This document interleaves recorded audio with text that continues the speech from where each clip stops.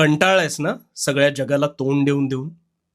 सगळं काही सरळ करायला जातोस, पण काहीतरी उलटच होऊन बसतं. हे असं का होतं? हेच सुरू आहे ना डोक्यात. आता यावर उपाय सांगतो, तू शांतपणे ऐक. माझी सगळ्यात मोठी गुरुदक्षिणा काय माहितीये? तुझी माझ्या विचारांनी होणारी ही मानसिक आंघोळ.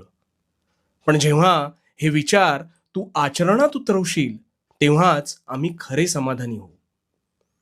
हरायचं कोणालाच नसतं रे, पण काही वेळेस परिस्थिती आणि नियती ही आपल्या हातात नसते.